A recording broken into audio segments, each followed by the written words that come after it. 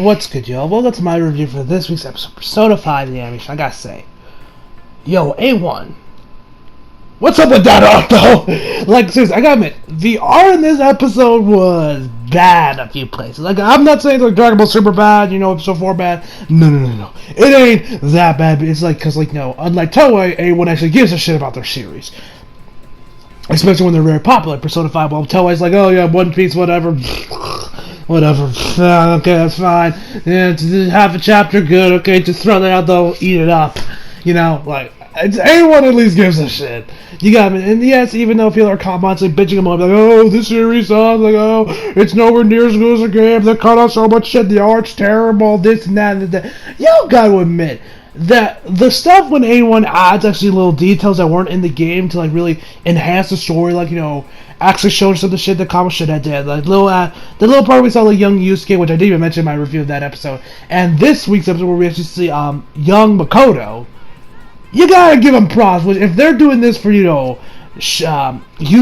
combo shithead, and Makoto, I'm very curious what they're gonna do with Futaba, because Futaba's past is interesting to say the very least. That's all I'm gonna say.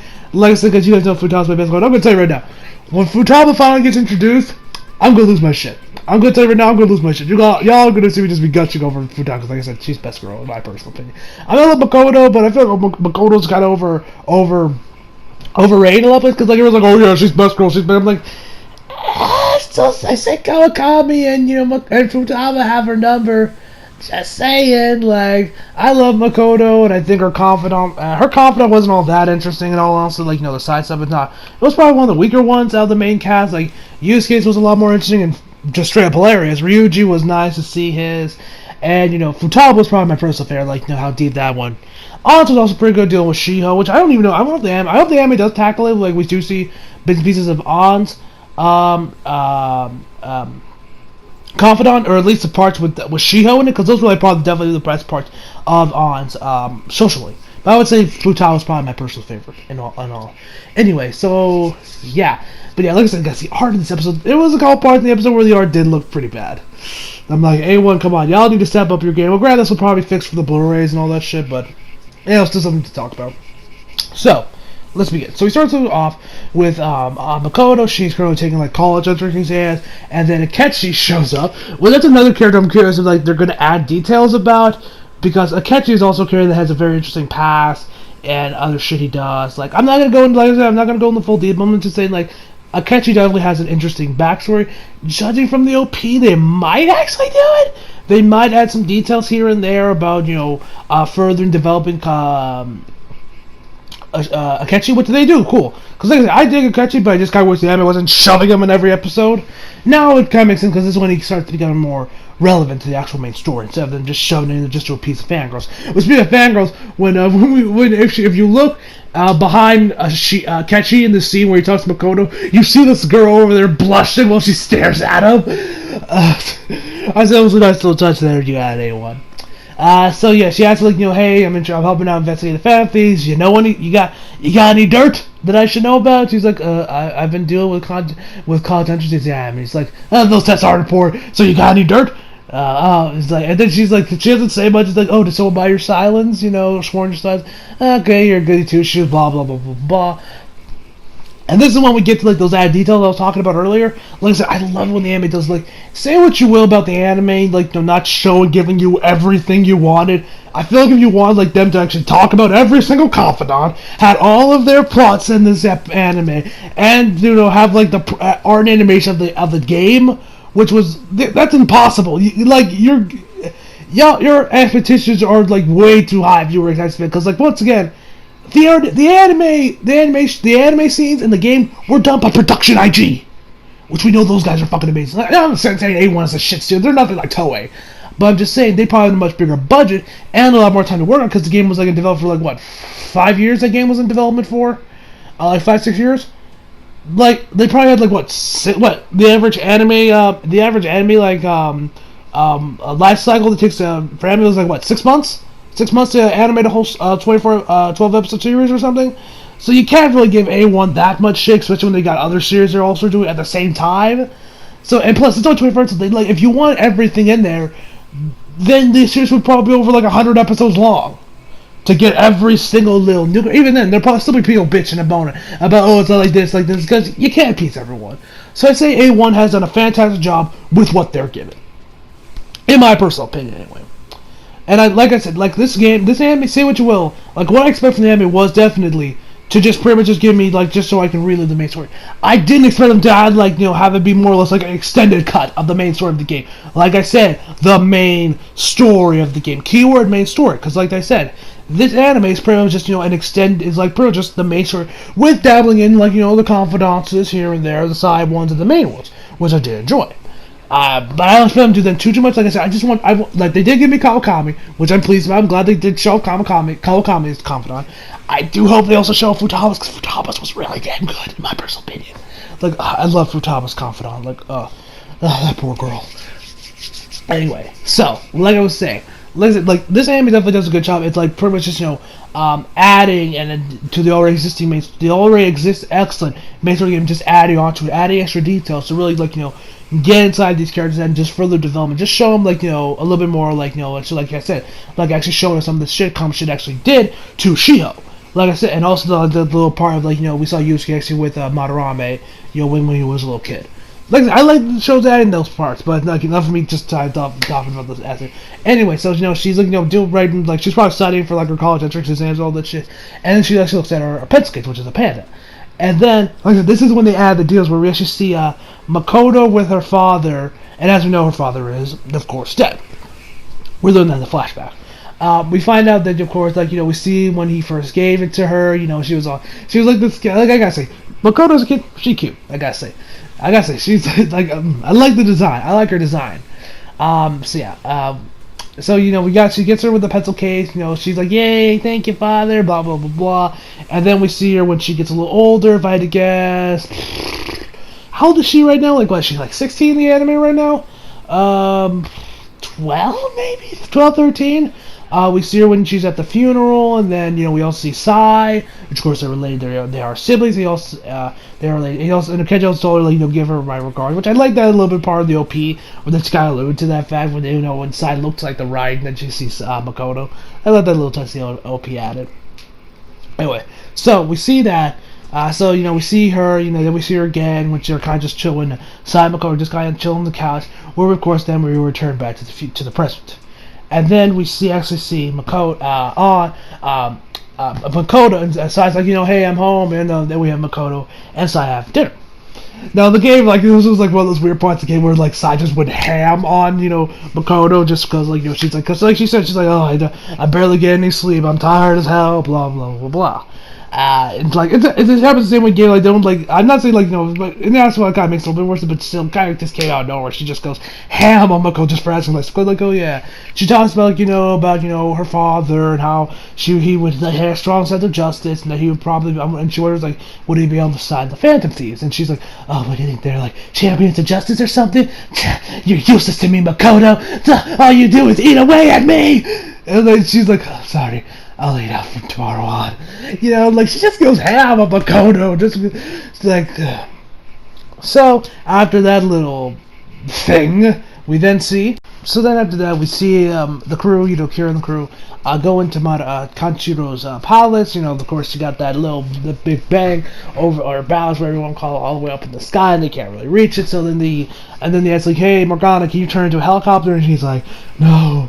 All the cars I could do. They goes on, like, I'm not some robot cat. I'm not a cat. I'm not a cat at all. But what you gotta say, and also by the way, the voice acting from Sai in that scene where she went ham, really good. Really, I mean, like I said before, I do prefer the dub for Persona 5, which I hope the series does. Like, when the series does come out on a Blu-ray here in the States, I hope to God we do get the English dub with it, because the dub for Persona 5 was so good, and I'm loving this show. I want to rewatch this with the dub audio, because, like, oh, that English dub was so damn good.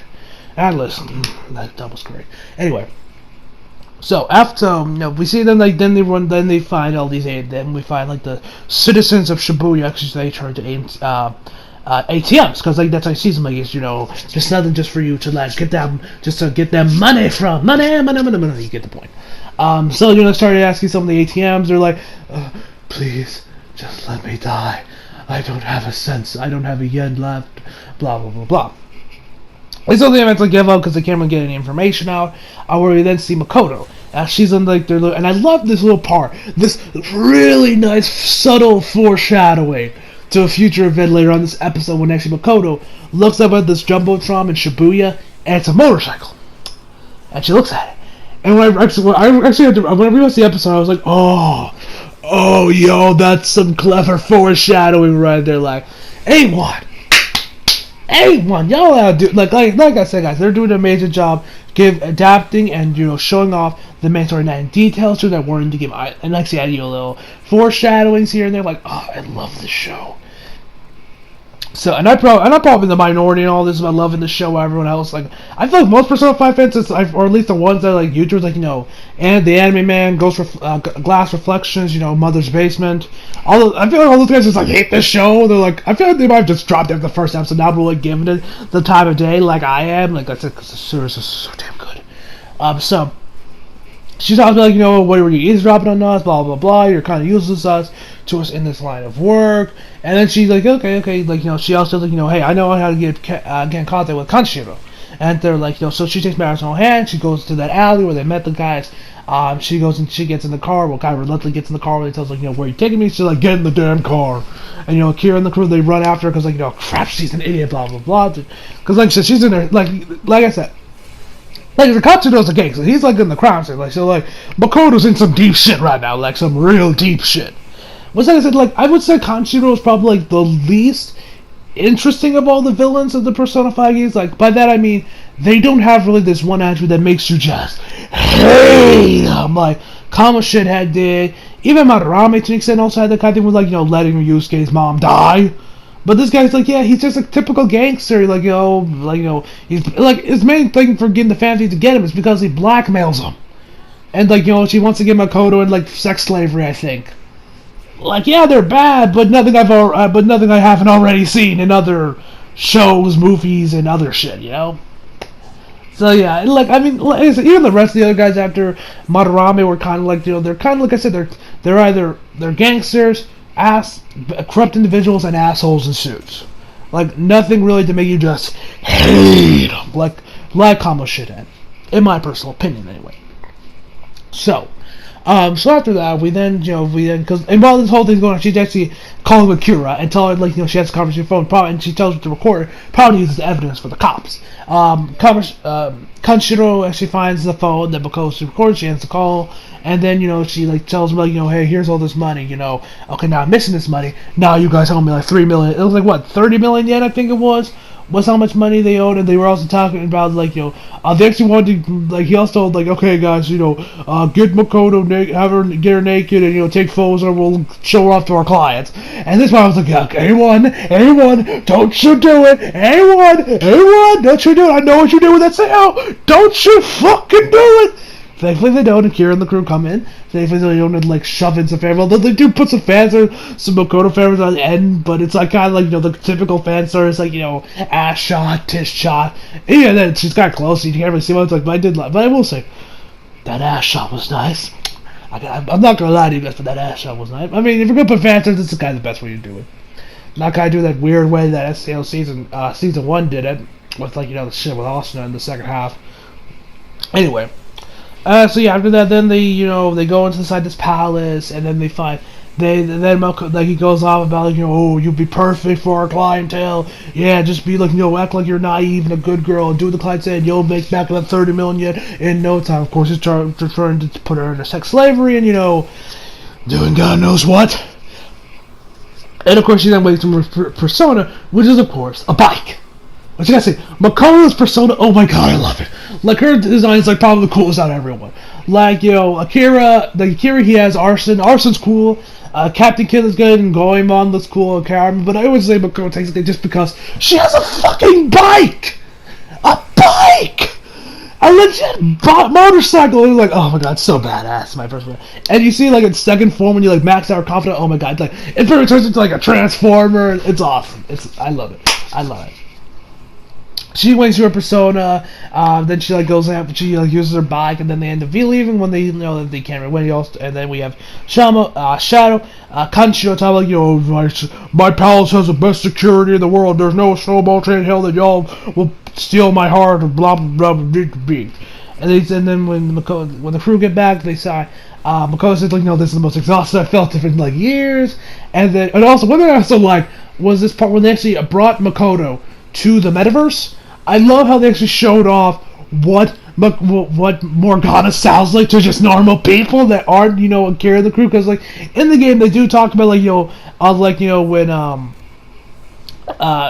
Sojiro, when he hits something like when Akira is talking to Akira's talking to Morgana. Sometimes Sojiro will say like, man, that cat meows a lot. Like we don't actually see him actually what he sounds like to normal. Which I like that little addition they added in the anime where like they're walking and then Makoto just hears meow meow meow meow meow meow meow meow. That was a nice little touch they added. I like that. That was a nice little touch they added. Yeah, that's pretty much about it. And also, then the post-credits scene, and like, around the end of the episode, they do travel to like, the mementos, which of course that's what they decide her name, which is Queen. I don't know how they get Queen from her outfit. Like, usually, oh yeah, it's scary how well versed. I'm like, not really. I mean, she doesn't look like a queen. Like, if anything, she looks like a Mad Max character. Like, you look at her, like, leather jacket, spikes, a bike. Like, she would look like she would fit perfectly in the Mad Max universe. And of course, that's when we get like the fan service shots, like we get an ass shot of her, and then like tit shot, which I got no problem. You guys know I'm into, so I enjoy fan service when it has its purpose. Like here, I'm like cool. I'm cool with fan service here. It's not like Infinite Strategy Season 2 where they just shove so much fan service where I'm like, come on, enough with the fan service already. And they went like really far in some parts with extreme CGI. Like it was like the fan service was unnecessary. Most of the fan service in that show was unnecessary, in my personal opinion. So yeah, overall, I give this episode a 10 out of 10. So I hope you guys enjoyed the video. Leave a like if you did, subscribe if you're new. Follow me on Instagram, Twitter if you feel like it. Links are just below. And as always, come back for more. See you guys next time. She's